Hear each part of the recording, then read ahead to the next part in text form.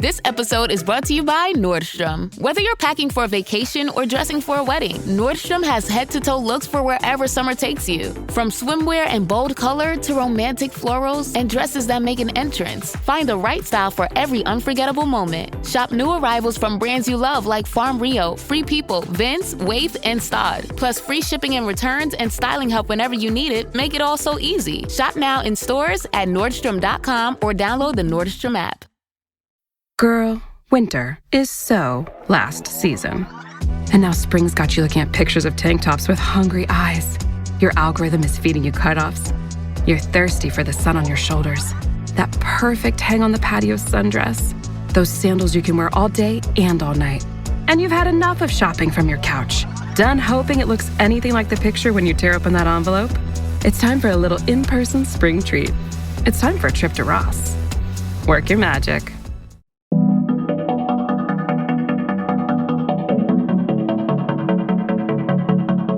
Welcome back to Supernatural Japan, the podcast where we explore the haunted history, eerie folklore, urban legends, and strange mysteries lurking in every corner of Japan.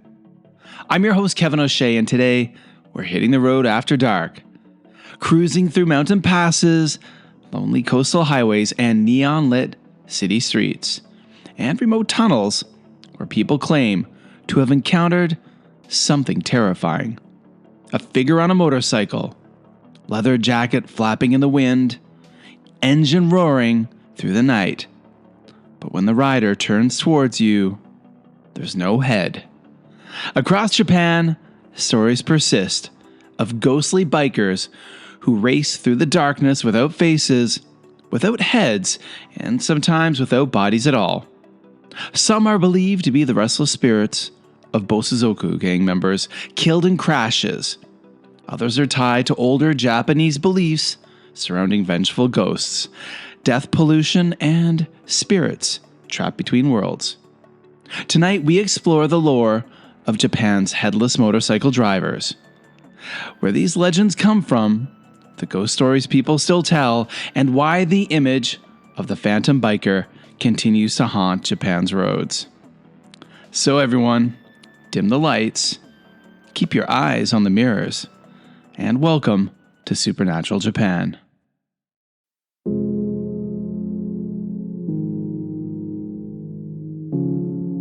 Japan has always had a deep connection between spirits and roads. Long before motorcycles existed, travelers feared lonely mountain routes, narrow forest paths, and dangerous bridges. In Japanese folklore, roads were considered liminal spaces, places between destinations, between villages, between life and death. Spirits were believed to wander these spaces, especially those who died suddenly or violently. Many traditional yokai stories involve travelers encountering strange figures at night, headless ghosts, phantom processions, women carrying lanterns, or spirits asking for help beside the road.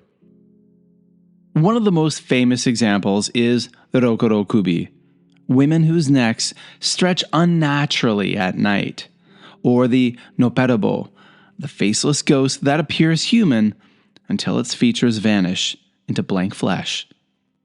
The modern headless biker legend feels almost like a direct descendant of those older tales. Japan simply replaced horses and footpaths with motorcycles and highways. And in post-war Japan, there were no shortage of motorcycles. To understand these legends, you have to understand the culture of the Bosuzoku. Bosuzoku were rebellious motorcycle gangs that became especially prominent from the 1970s through the 1990s. Their customized bikes were loud, aggressive, and impossible to ignore. Riders wore long coats, military-style uniforms, and pompadour hairstyles while racing through the cities late at night. The sound of Bosuzoku gangs became part of urban Japan. Engines screaming through Osaka, Tokyo, Yokohama, and other cities in the early hours of the morning. But the culture was dangerous. Street racing, reckless driving, and clashes with police led to countless deadly crashes. Young riders died on mountain roads, coastal highways, and urban expressways. Memorials still exist in some places. Flowers, helmets, cans of beer, cigarettes, and handwritten messages left beside guardrails. And where violent deaths occur repeatedly, ghost stories tend to follow. Now, folks, I'm going to leave some pictures, of course, on the Supernatural Japan Instagram to show you what Bosozoku folks looked like back in the day. And I can even remember back in the early 2000s when I first moved to Kobe, Japan, late at night on Port Island where I lived, where there were big, long, wide open streets. Often around 11 p.m., around midnight, I'd hear some groups of Bosozoku motorcycle drivers revving their engines and peeling down the roads. It's something I will always remember. Many of Japan's phantom biker stories follow a similar pattern. A driver is traveling late at night, often through a tunnel or isolated mountain road. Suddenly, a motorcycle appears behind them at incredible speed. The engine is deafening, and the rider seems aggressive, weaving closer and closer. But when the witness looks carefully, the biker has no head. Sometimes the rider's helmet is empty, and sometimes there is only darkness above the shoulders. And in other stories, the rider turns to reveal a bloody neck stump or a featureless void. The motorcycle often disappears instantly. In many reports, witnesses say the bike makes no sound once it passes, as though the roar of the engine simply cuts out unnaturally. Now, these stories became especially common during the height of Japan's motorcycle culture in the 1980s and 90s, when fatal crashes involving young riders were frequently reported in the media. Now, according to the book Toshiden, Volume 2, there have been stories about headless horse riders and headless warriors since the Sengoku era. But in terms of the modern legend, it's thought that some stories of the headless rider first spread in Japan in the 1980s, the early 80s, thanks to the Australian movie Stone. The film features a scene where a gang member rides his bike through a piece of wire stretched across the road, cutting off his head, exactly like the legend today. One famous region associated with phantom bikers is Mount Roko near Kobe. Now, of course, I'm always happy to talk about Mount Roko and Kobe because that was my home for many, many years. So the winding roads of Roko are beautiful during the day, offering sweeping views of the city and Osaka Bay. But at night, the atmosphere changes completely. Fog rolls over the mountain, visibility drops, and the roads become eerily quiet. Drivers have long shared stories about ghostly motorcyclists appearing in the rearview mirrors before vanishing near sharp curves. One version of the legend tells of a Bosozoku rider who died after losing control on a dangerous turn. Now, witnesses claim his body was decapitated in the crash. Now, according to the story, the rider still races the mountain roads, searching for the friends who abandoned him after the accident. Now, some drivers say they see a motorcycle approaching impossibly fast from behind, only for it to vanish when they pull over. Now, others claim they briefly see a rider without a head reflected in their mirrors. There are even tales of an entire gang of headless roaming riders in the mountain streets. Slight variations of the legend have their heads flying off at you. First you see their bikes, and then from a different direction, you hear their death screams as their heads come flying. Now, whether true or not, the legend became deeply embedded in local ghost lore. Now that leads me to wonder though, is the headless rider of Mount Roko friends with Turbo Granny? You must remember her from an earlier episode of Supernatural Japan. She is the old woman said to run alongside of speeding cars late at night at impossible speeds along Mount Roko. Mount Roko really is a spooky place.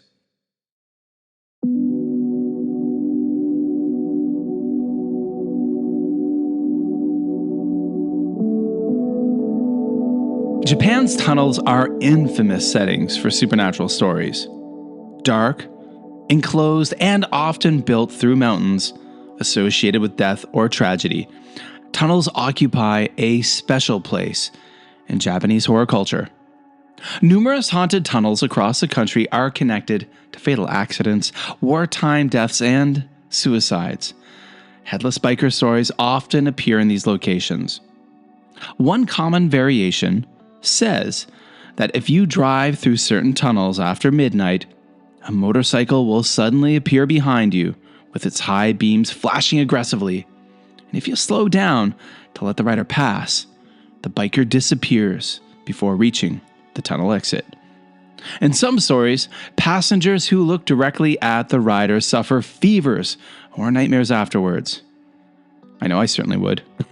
The imagery is striking because tunnels symbolize passage, almost like gateways between worlds. In Japanese ghost stories, entering a tunnel often means temporarily crossing into a supernatural space. Not all headless motorcycle legends involve Bosozoku gangs. In some urban areas, people tell stories of ghostly delivery drivers riding scooters late at night.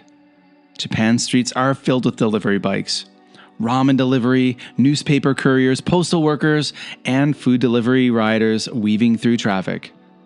One eerie legend from the Tokyo area describes a rider in a white helmet appearing at intersections during rainy nights, and witnesses say the rider waits silently at red lights beside other vehicles. And when someone glances over, his helmet is empty. The figure supposedly vanishes the moment the traffic signal changes. This version of the legend taps into a different kind of fear. Not youthful rebellion, but the loneliness and exhaustion of urban working life. Love Supernatural Japan? Take it deeper. Join us on Patreon for ad-free episodes, early access, and exclusive shows like Japan Ghost Stories and Spicy Wasabi, plus bonus videos you won't find anywhere else. More stories, more secrets, more of the strange side of Japan. Find the link in the show notes or at supernaturaljapan.com. Bonjour, compadre. It's the Priceline Negotiator. How do I negotiate so many great travel deals? My greatest gadget, the Priceline app. It's got hotel deals, flight deals, rental car deals, all of those deals in a bundle. Deals, game day deals, concert trip deals. No one deals more deals than Priceline. Hold your horses, there's more. The app lets you filter hotels by neighborhood, vibe, star level, and amenities like pools and spas and beachfronts and... Wait, I'm not done. Stop cutting me off. Priceline.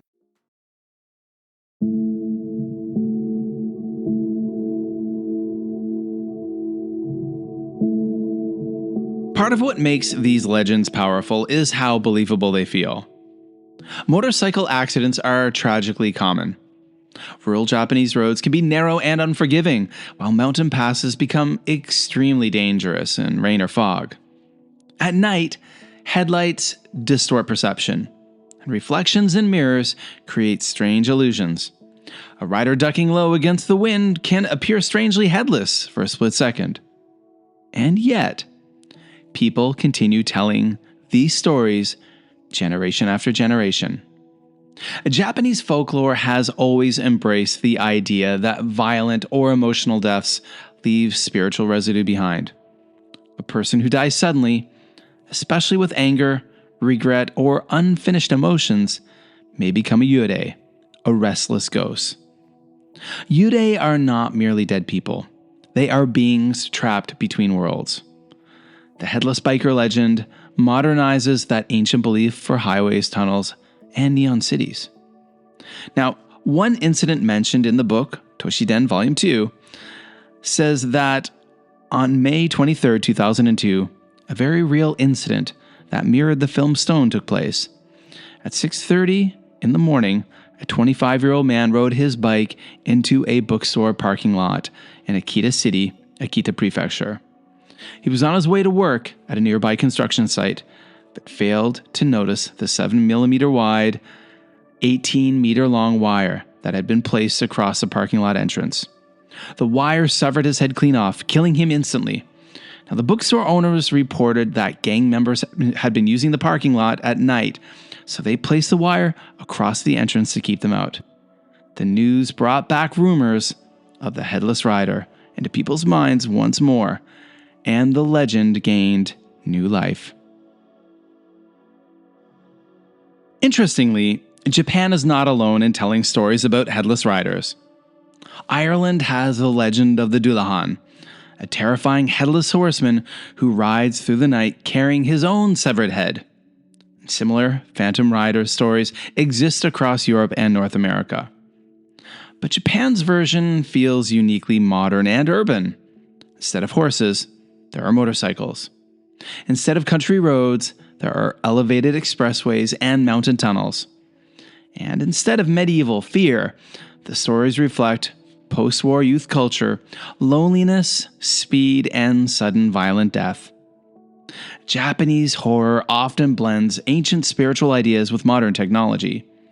Cursed videotapes, haunted apartments, ghost trains, and phantom drivers. The Headless Biker fits perfectly into that tradition.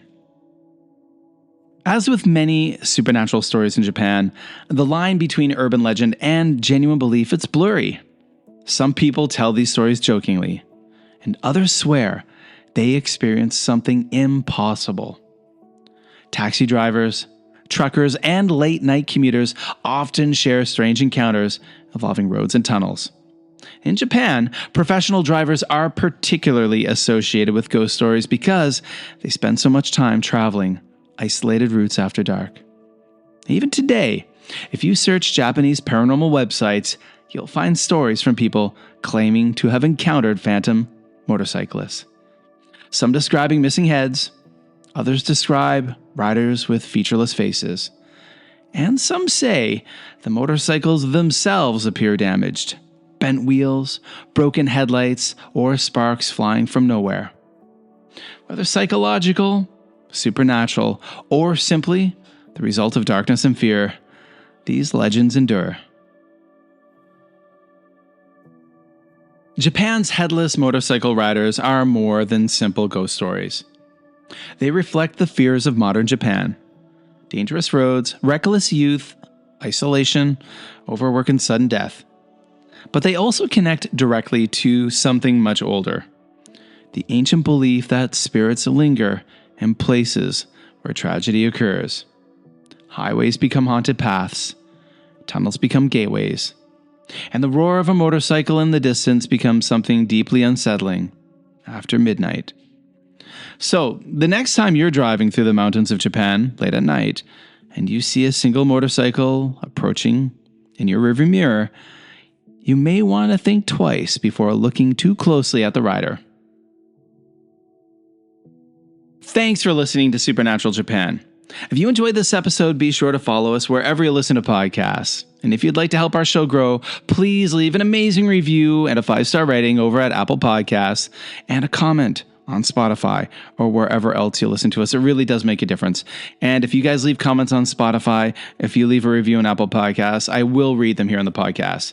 Now, to see renditions of Headless Riders, Bosuzoku Riders, and some of the locations I talked about from this evening's episode, please follow us on Instagram at Supernatural Japan, as well as our Facebook group. The links are in the show notes and over on supernaturaljapan.com. Also, if you are a Supernatural Japan fan and you're already in Japan, or if you're planning a future trip to Japan, there is a link to the Supernatural Japan Google map with most of the locations from previous episodes in our show notes or over in the bio on Instagram. So go check out some of these haunted sites yourself. This is a Google map that I've curated with lots of coolness all over it. Lots of spooky coolness. And when you click on one of the locations, you'll see some information about it, information about the episode, a Spotify link to the episode, and of course, some pictures.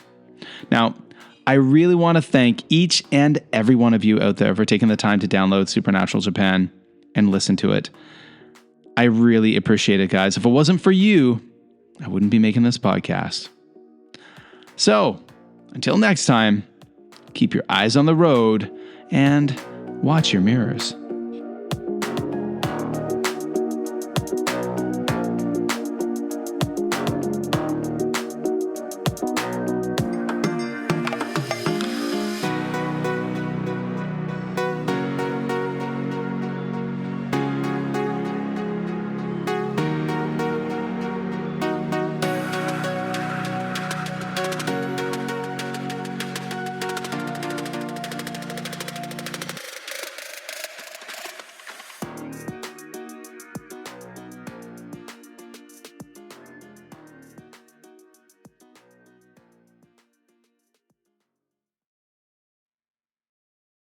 If you're enjoying the podcast you're listening to right now, and you've got a love of the paranormal, then I'm Rob Kirkup, and I think you might enjoy my show, How Haunted.